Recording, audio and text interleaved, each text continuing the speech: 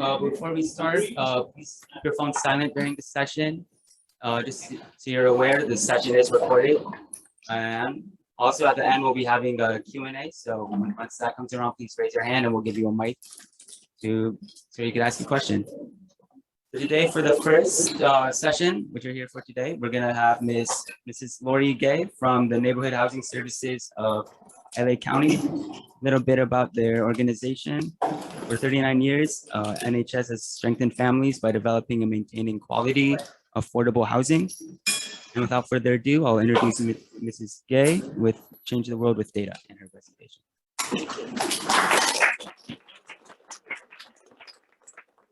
Back? Yeah, all right, cool. Welcome. I'm so excited. I tear up about a lot of stuff in the world. So I see the room full. I expected maybe 5 people. So thanks for being here and wanting to hear about what we say is changing the world with data. And so a little bit about me. I've been at NHS, as we call it, for 32 years. And I started very young. I'm 61 now, so whatever that math is. In my late 20s, I took over as CEO.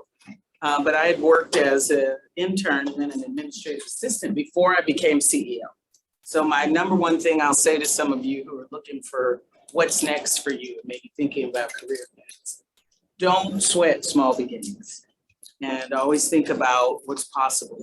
We're living in a pretty tough world right now, all over the globe. California's a mess statewide. I was just in Redding, California all week. For those who may not know, it's a little dinky town up in Northern California near Mount Shasta. And I spent my summers there as a kid at Whiskeytown Lake because I'm a hick and I was raised in a very small town. And then I came to LA after school.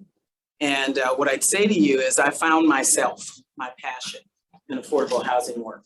You may find it in being the next great tech person who takes over Google. Do that. Whatever your interest is, be passionate about it. And I hope you'll spend your life seeking that and seeking for things that make you happy and touch other people. So I'm in the world to be a blessing to people and to help people find their passions. Why does that relate at all to housing? Well, it's a big problem. And so as we work to fix it and make sure everyone can live affordably in Los Angeles in this region, if they so choose, there are infinite problems, but I believe there are super infinite solutions. And so we'll talk a little bit about that today. Next slide. So this is us. We're a not-for-profit affordable lender and community developer. And so what that means is we run on a daily basis 3 companies. One is a full-service real estate company, meaning it helps buyers and sellers. It was the state's first nonprofit that did that because they're like, why would you be nonprofit? I said, because our fees will never kill a deal. We want every person who wants to buy or sell a home to be able to do it affordably. The other company we run, you may have seen this language, Community Development Financial Institution. That is a community development bank. And then the third company is very much the brand, fundraising, right? So all 3 nonprofits interact every day to help build, fix, sell, and help people keep their home. That's the mission. We'll keep going because Alex read some of it. And then this is how we do it. Core business, financial counseling, affordable lending, and it's a little circle. There's a handoff with everything. So if you are data people and you think about that in the scheme of things, how do we do high profit, high mission, high volume, high production every day to touch as many people as possible? We hand off. We do project management work on every home that we touch. Mission-driven real estate, and then neighborhood revitalization. Now that's our DNA, is people and how we're touching people who want to build better communities and have a better life. So that's why I stayed, you can probably imagine, right? And then I'm slowing down now, so I'm looking for smart minds. It's part of why I asked to speak this year. I didn't think they'd pick me. Maybe they only had 5 applicants, but I'm looking for smart minds to help us take over, right? And do more stuff. And then as a person like me starts to slow down so I can go global, because that's my next thing. I want to leave a team in place that is executing at the best way possible for every single person so they feel transformed, ready to do their next thing, whatever that is. We started helping more small businesses as well during COVID with lots of relief funding. We run a farmer's market every month in Compton. And so there's just stuff going on that the world needs us, right? I want to introduce my team that's here in the back. I'll start with Gerald, who's sitting on the floor. Wave your hand, Gerald. He's our head of policy and research work at NHS, and doesn't just get to sit behind the desk, as you can tell with him being here handing out bags today. And then Constance is on the side there in the blue and white dress, filming some stuff and hoping to prep it to be put online. And then Milena, I saved till last, in the pink. I call her my beautiful girl. She's been with me 10 years, and she started talking a lot in this last year and a half. I always say she speaks now, but she's been my data person forever. And so some of you who have any interest in this kind of work, please don't let her leave this building without talking to her, because the way that she amasses data, collapses it to help us tell the story is remarkable. Okay. And then I didn't say Constance runs marketing and fundraising. I'm sorry, Constance, I forgot to say that. And then I see my daughter Grace just walked in, and she gets to deal with me as mom, poor thing. On a daily. Sorry, Grace. Next, so a little stats on us. We've invested a little over $9 billion over our time. 4.7 million families assisted. That is not a joke nor a lie, because we touch thousands of people, particularly with the financial counseling work. And thousands of people came to class during COVID, you guys, online. We've always been like, I need to touch you, right? But during COVID, we couldn't do that stuff. And it's really cool to see most people don't have masks on in here. For those who do, please protect yourself, right?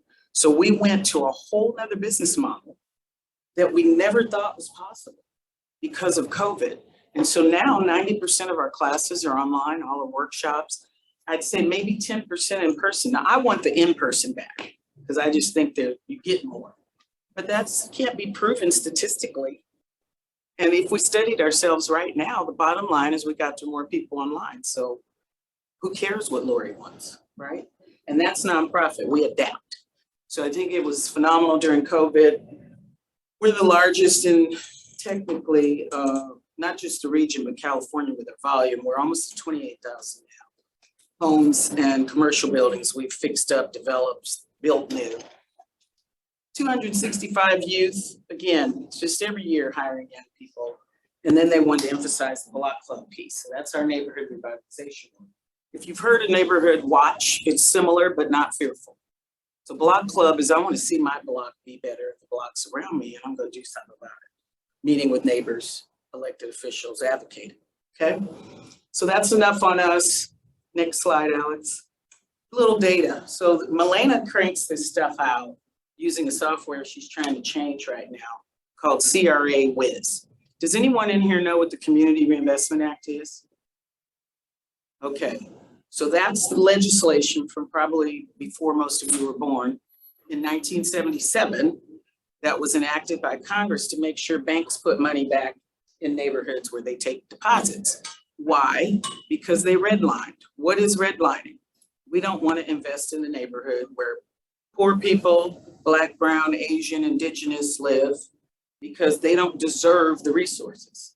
That was the way the banks thought. They don't like me for that. I don't like them either, even. But I will take their money to spend in the community, right? And we go after each other, because if you're going to take my money, you better spend my money, since you use it to invest in communities that look like me.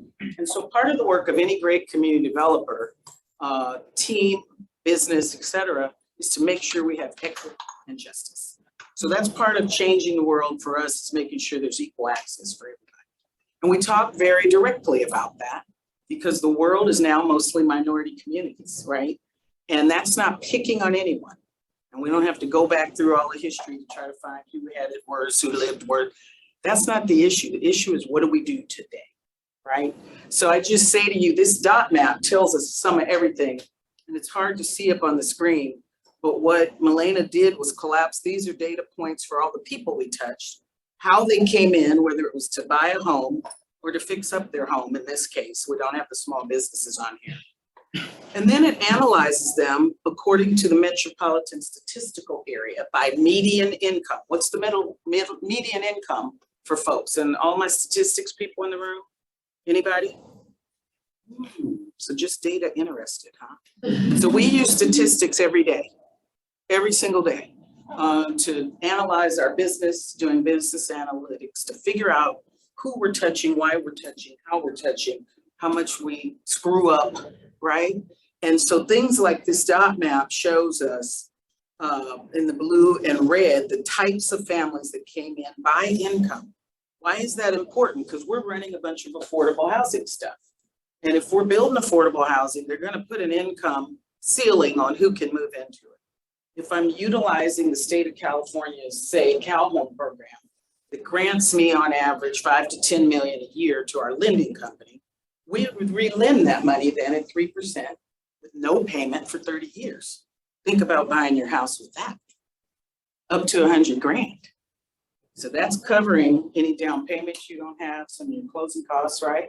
To buy a decent condo with yourself and one of your friends, your brother, sister, somebody off the street you just met, whatever.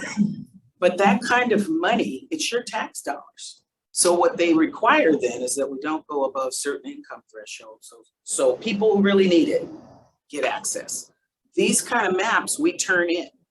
I was fighting with the state last week while I was on travel about some of that kind of funding, because they basically said, we think your incomes went too high in some of your programs. I was like, no, you're wrong. And then I will call Elena and say, how do we improve? Right? And she's got a data point times probably 100 for every person we talk to. It's a lot of work, a lot of encapsulation, right? Where are we mostly for that data, Elena? Salesforce? So Salesforce, hot and heavy in 4 of my departments. And she manages all of that for us. And then tries to get the staff, I'm gonna tell you. She tries to get the staff to turn their stuff in. You know, input every day, right? These are disciplines. So I have a statistics background, economics background. I haven't changed my disciplines since I was 17. Every day I read certain news online, right? Every day I'm looking for certain types of data in the communities, in the Wall Street Journal. Are they talking about people I care about? And then what are they doing with it? And are they lying and positioning the data in a way that I end up with bias against certain people groups? That's how I start my day after I say my prayers. I'm a preacher's kid, preacher's wife, so I still pray, right?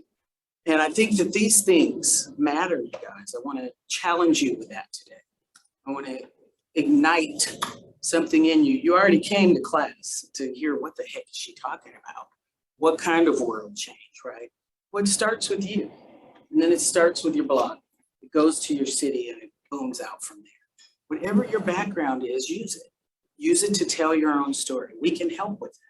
So as we get ready to turn 40, middle of next year, we're collecting stories. And one of the things we did last year and a half ago, so we took a team of my staff who was focused on race and equity, just a sidebar story, to Montgomery, Alabama, to the Legacy Museum. And if you haven't heard about that, you can look it up online. This is a horrific story about lynching. Everybody can't stand that. One of my kids didn't want to go, another one couldn't wait to get there, right? Tough stories. But what they did so well in Montgomery is talk about how all of us can be involved in making the world better by treating each other with kindness and decency. Now, you wouldn't think of housing in the middle of all of that. Well, I would, because I know people can't get access to it. And I know during COVID how many people became homeless because they lost their job, they fell out with their families living together all the time, and people got put out. We saw it all. Tenants' rents were double, right? And then they hid underneath the enforcement we had, all the moratoriums we had against putting people out during COVID. Then there were the tenants who were bad actors too, who were happy to not pay their rent, right? Shove it to the landlord. So we served all sides during COVID. And field trips, life trips like that Montgomery experience helped some of our team change their perspective, even though we serve all kinds of people all the time. But it was like so vivid what happened to people groups back in that time period in a certain geography. You know, it wasn't global what was going on. So I think this kind of data, next slide please, Alex, helps us see. Quick one, here's some of our success, stuff we love to do that's a little different. We've got the NHS Center for Sustainable Communities in Compton. You're all welcome to visit us anytime on Rosecrans, right at Gonzalez Park. We took a 39-year-old building that had been vacant. I said that wrong. We took a building that had been vacant for 39 years and did what we call adaptive reuse. Big old grocery store. Most of you in here, I see a few who might be over age 50. It was a blue chip stamp store. If you're over 50, you remember that stuff. They were in neighborhoods all over the country. And you would collect these blue stamps when you left the grocery store, when you were to check out, based on the products you bought. I was a kid, I always thought it was exciting. We got all these stamps, you had to lick them, they didn't just stick. I'm dating myself. And you put the stamps in this book, and then you could take the book into these blue chip stamp or green chip stamp stores, depending on their location, and get free stuff. Well, what nobody realized was it was what we call a regressive tax against community, because you had to pay a surcharge to get those items. And none of it was healthy. We won't even talk about healthy food. You know, Kellogg's was a big one. I'm not mad at that, but every cereal, you know, your toothpaste, sugar if you bought it.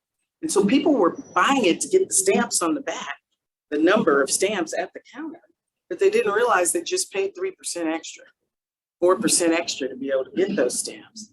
And then you go in and you think you're getting something for free from this toy type store, appliances, jewelry, right? So this was one of those. It had the multiple uses after that. And then 39 years prior, we've been open 7 years now at this site. So if you think and you look back, you think about people growing up in a neighborhood, seeing something vacant, dilapidated their lifetimes. And so when we took it over, we bought it for 60 cents on the dollar, more data.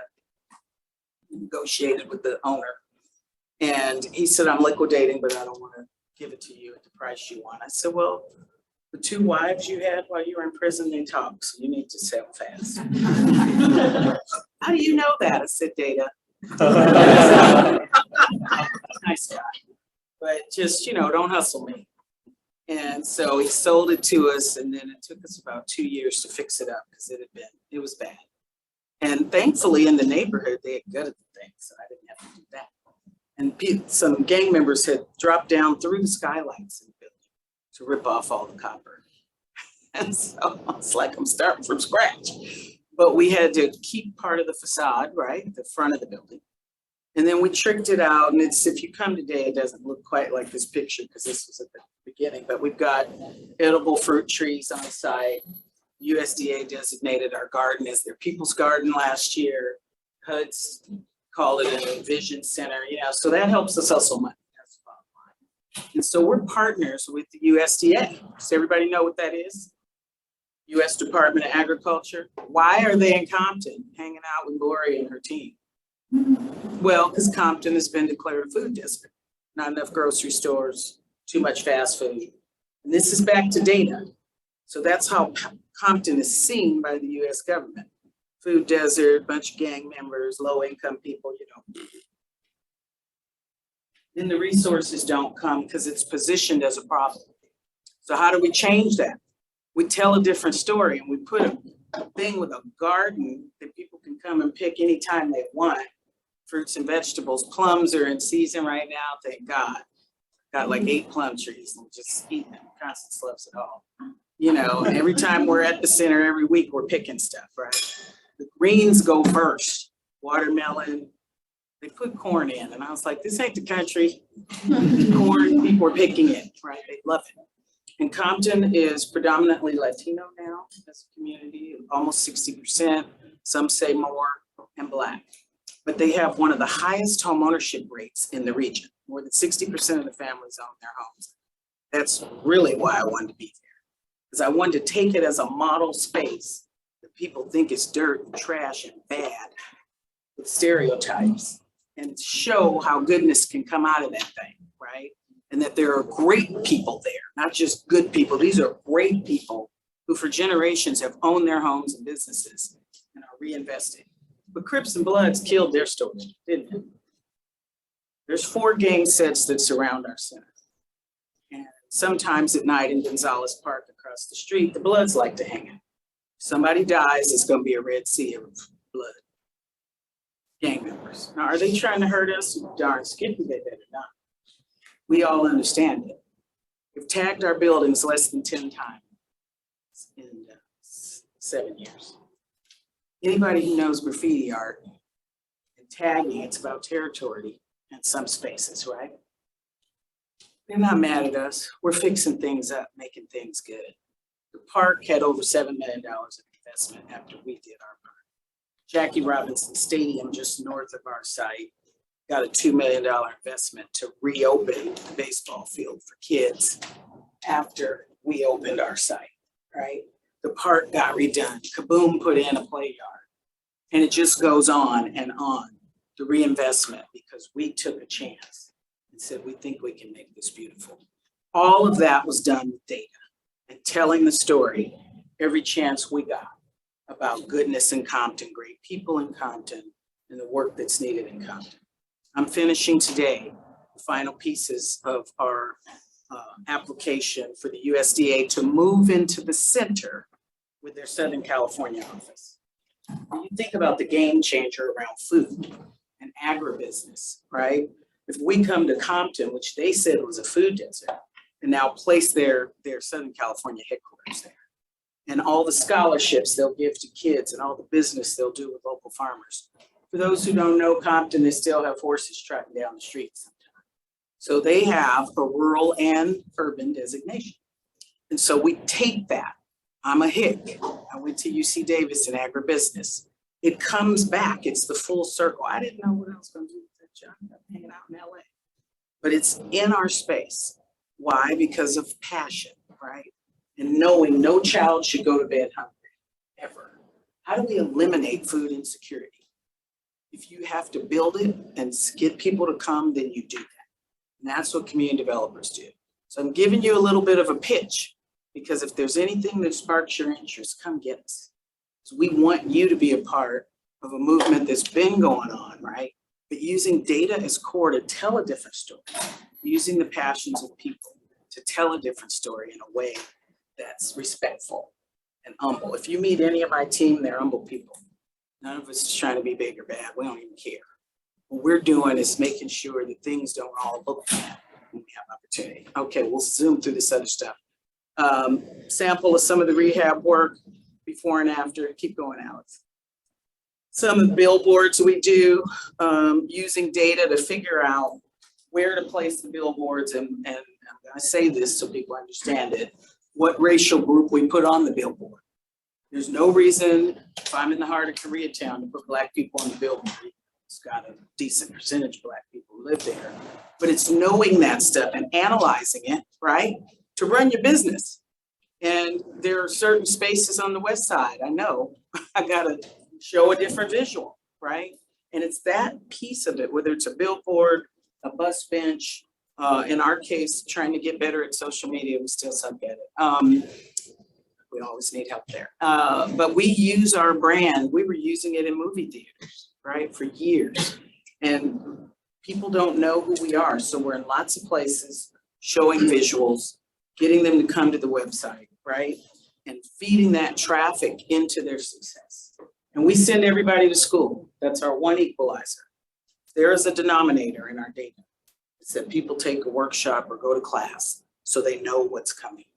And that they're never weirded out, right? I don't know if that still works for me.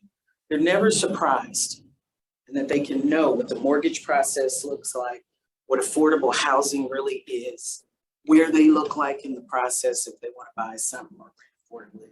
If your landlord's taking advantage of you, the water doesn't run well in your apartment. Groups like ours are here to serve you. But we got to use data to get to you all the time, because you may not call us, right? So the point of advertising. Next. Okay, these next 4 slides are just kind of data points. This was one of the most exhaustive programs we did on behalf of the county. During COVID, we spun off something we call the Center for Economic Recovery. And when we do centers, it means it's short term, but it's there to analyze, study, help affect policy, right? And then attract money if they want to give us some. So we teamed up with 9 of our competitors, in this case, other groups that are approved by the Housing and Urban Development Department, HUD, to do financial counseling, and we list them there. And we're usually competing with each other for grant money. You know That's our thing, and customers. But I said, you guys, we gotta get along right now. It's a disaster. Stop fighting. Come on, stop fighting. Let's go. And so we ended up touching a little over 3,200 people came to our workshops, 893 total apps. You can't see some of these numbers, not reading them off. And then some of the things we tracked during that 9-10 months, a little over a year by the time it was all over, was who was in the area, who was out.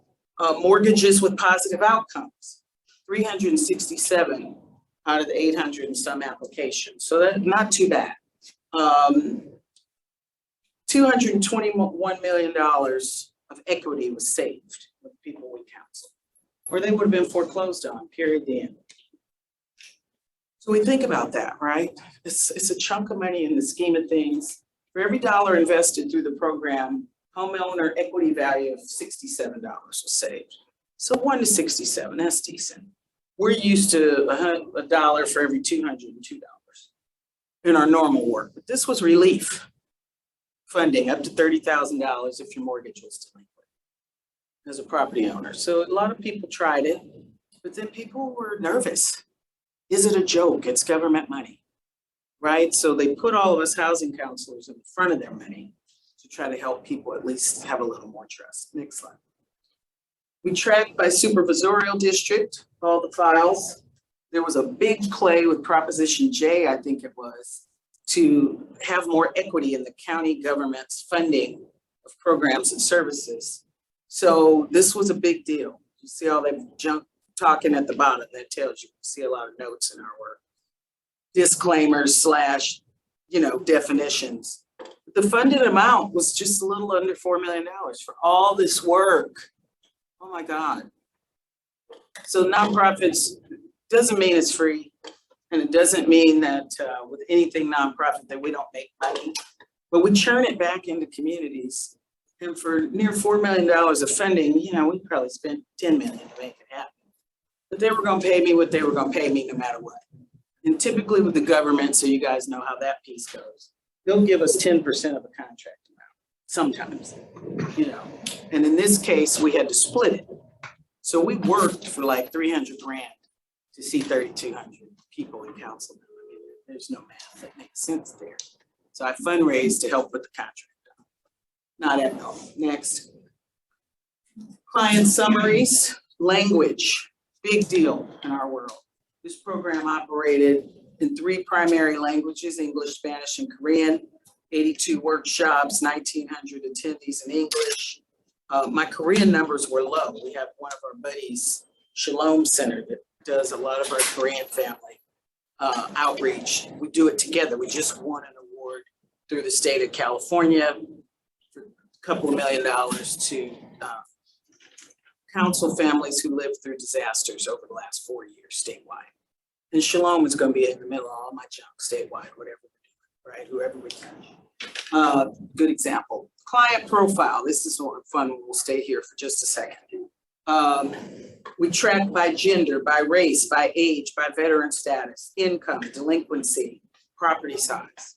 That's all normal. So when I said Elaine is dealing with a lot of data points per person and then in group and high format basis, this was just one contract of maybe 10 we had at the time. And all of them want to see the data a different way.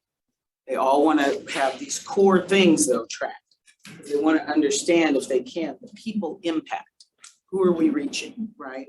So sometimes with government programming, it can feel like they're trying to ask too much. But we say in every workshop when we're doing it right, if you don't tell them, they won't know. And so give them your guts, just tell your junk so that they know you want some help. In the case of people who just need a little something, they may be high middle class and need $5,000 to move into Westwood. That's not my customer. I got friends, I'll refer them out, but I'll still take them to class because everybody needs to know how to manage their money, right? And I presume most people don't. It's like me driving an 18-wheeler. You better get off the road. I don't know nothing about that. That's how money is for most people. They don't have a clue about how to manage it really. And so we make it safe for them to tell us what's going on with our counselors, right?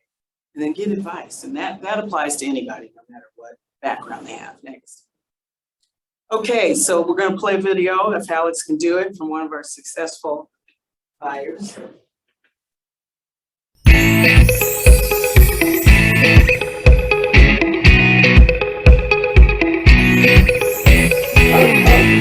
When I came to this country, I came with a big dream.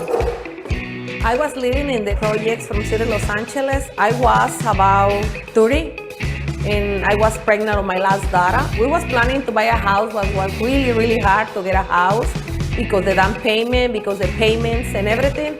So we got a letter from a housing authority about Neighborhood Housing Corporation, about the program they have for housing. I said, doesn't matter what it takes, I'm going to get a house for my daughters. I started classes with Ronald Martinez and we did a program to get the house. He called me, he said, Gregoria, we have a new house in 105th Los Angeles. And I told him, you know, I never been in this area.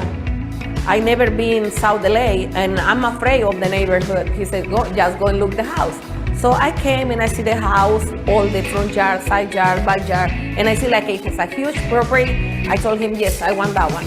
I went back to Ronald Martinez and the food program to tell them that I already paid for my house because he told us if we send a payment every year just to the principal, we get rid of the loan in 20 years instead of 30. So I keep doing that. And 1 year I have more money that I needed and I sent it, the full amount.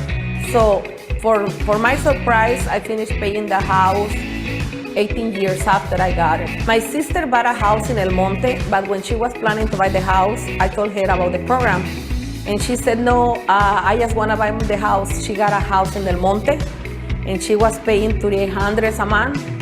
So I told her she did the worst mistake. And she told me that I was jealous because my house didn't have a pool. So I said, okay, like 3 or 4 years after, she lost the property because she couldn't pay no more. For me, the program is great. For me, it helps me a lot. I just want to tell everybody thank you so much because thanks to that, I had 2 dreams thanks to them. The first one was my house, the second one my business because with everything that I learned there, I start saving, I work in my company, and I know how to work credit cards. I feel like my dreams are coming true. I love my community. I love my community. And I helped my daughter to buy the house there. It's really close, so yeah, so they can start a new stuff too. That's the first thing that I said, okay, finally I can set my house. Because before I live in an apartment and this and that, and now I said, I bought a house. And sometimes I see like a people looking at me like I said, who cares? But I care. I care because it was a big dream coming true. From public housing to home ownership, let NHS help you make your dreams come true. We can help you buy, fix, keep, or sell your home. For more information, visit us at www.nhslacounty.org or call 888-895-2NHS.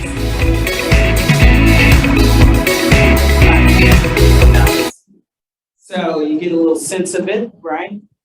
Now she's an extreme case. Gregoria, now that video was taken like 8 years ago. But one of my guys found it last night. I said, can we play it? One of my favorites, because her program was in 1998. So the house is looking a little beat up because we filmed her. You know, it's been years.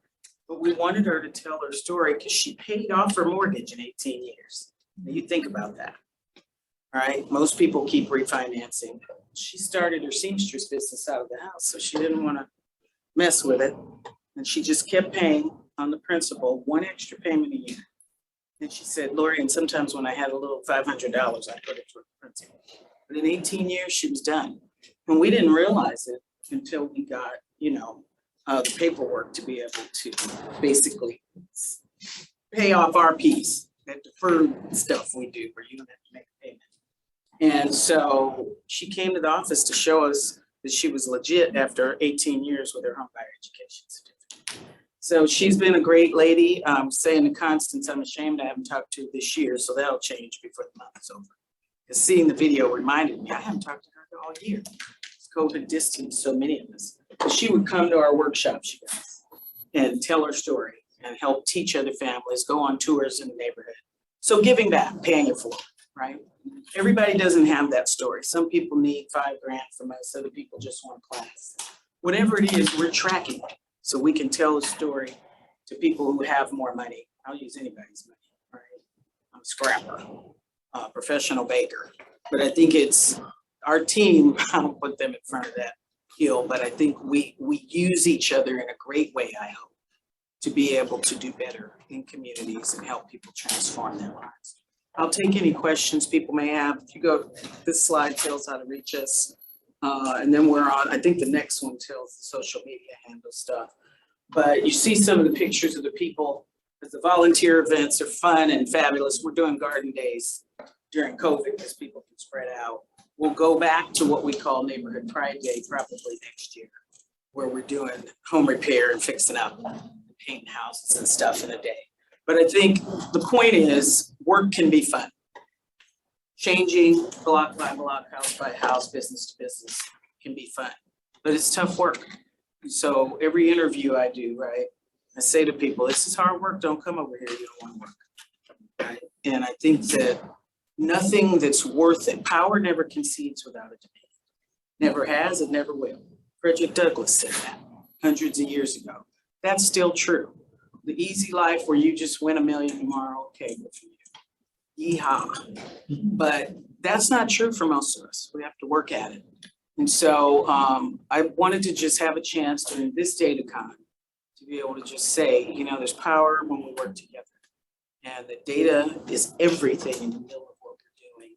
And so I hope to open your minds to that, challenge you toward thinking about ways you can be more useful with the technical skills you have, people skills, whatever you've got, put it in. Because I think America and every country on this globe, if we don't figure out ways to treat each other better, we're done. And we spend a lot of time talking politics and trash in America, right? But in the end, just basic decency and civility matters. And so I'm grateful to have been able to serve as long as I have, treating people well. Thanks very much.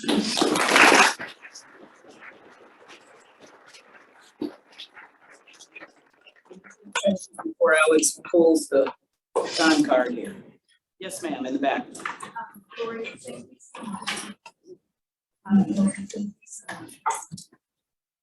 I just want to share that housing affordability is something that's close to me, and I'm honored to hear about your organization. Thank you. I appreciated learning about how you use data to steer your future business decisions. What is your biggest challenge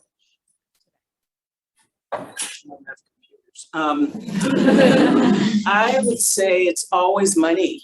You know, like you hear me mentioning these awards, it may sound like a lot of money, but you know, houses aren't even 2 parts per million, right? And so it's always about low cost capital, patient capital. That's what we're always seeking, particularly for our community development lending institution. And money's expensive right now in a lot of places. So we have to get smarter, certainly, and figure out other ways to attract capital. But I'd just say, particularly for nonprofits, there are a bunch of us across the country who do similar work in this affordable lending space.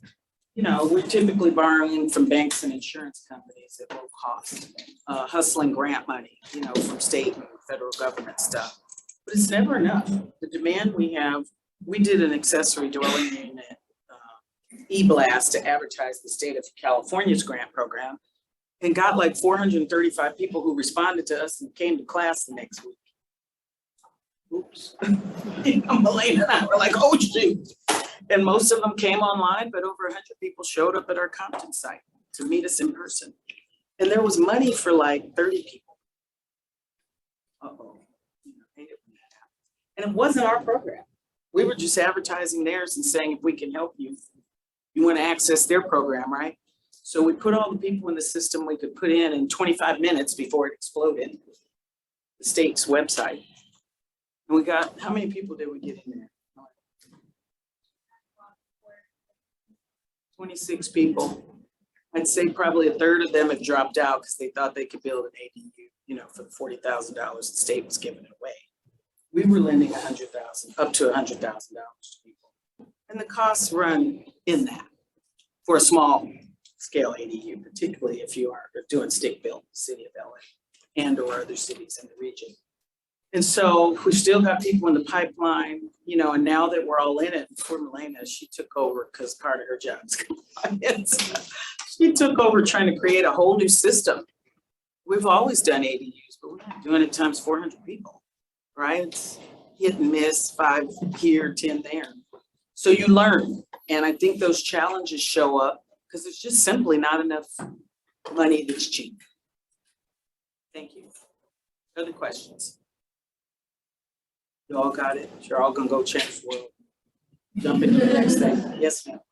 So I'm kind of curious to understand, you know, like your client profile and also like understand accessibility. So are they always like documented citizens, or, you know, like what does their credit rating look like? Do you look at that or not? So yeah, like just to kind of understand that a little bit. I love it, but you still have those questions, good ones. What do the people look like? So the client profile ethnically right now. And we're gonna have a data meeting actually, I think next week, to see how we just finished the fiscal year. But it's been running about 51% Black millennials, which is a whole new thing in the last 6 or 7 years. We went after Black people because they were not showing up in our data in ways that they had. We've always been predominantly client profile to the Hispanic families being the largest component of people we serve. But 94% ethnic minorities has been a theme for about 20 years. Income, we were like 92%, below 80% of the area median income. Those numbers change like every May, weird month, but HUD puts out new data to tell the counties throughout the country what their medians are. And so we were, say, 60, 70, 80% low income. That number shifted during disaster like it always does. And we started helping more middle class. And so the low income didn't lose out, but just the programming became more available. There were more resources to help more people. And so we served whoever came to us. Females dominate, 52% on average.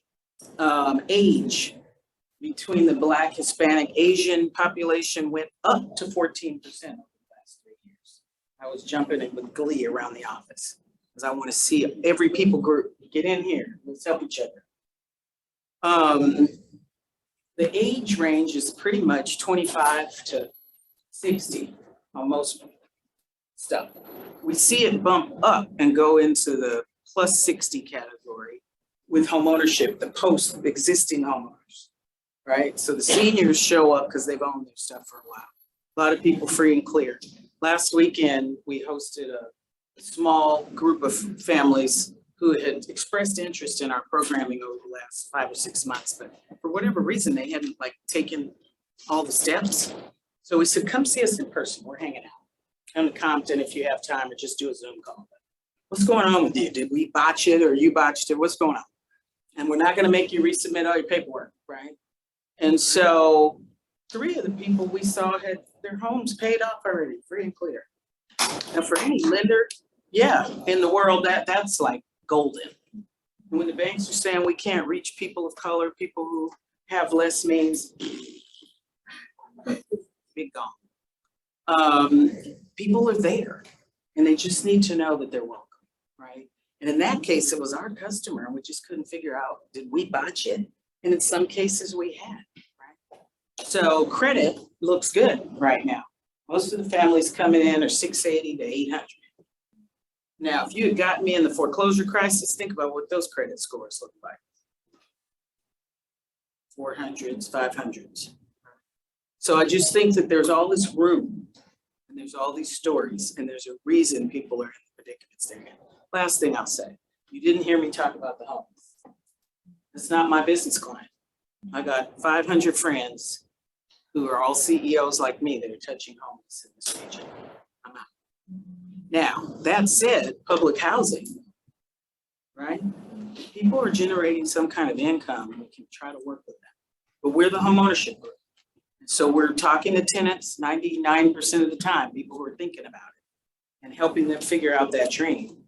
But the homeless services piece is 70, 80 cents of every federal dollar, local dollar, right, on housing.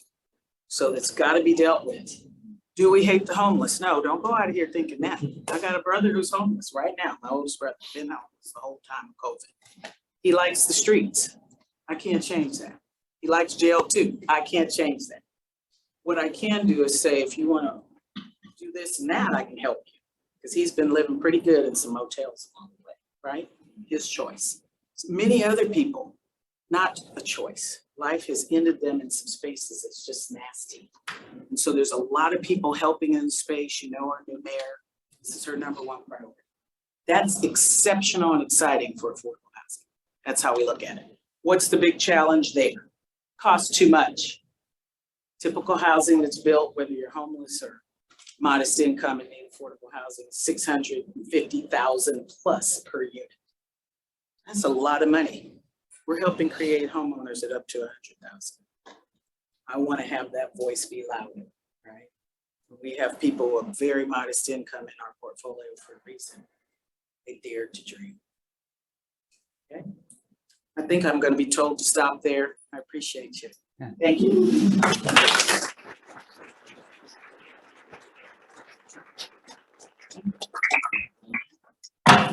That concludes this session.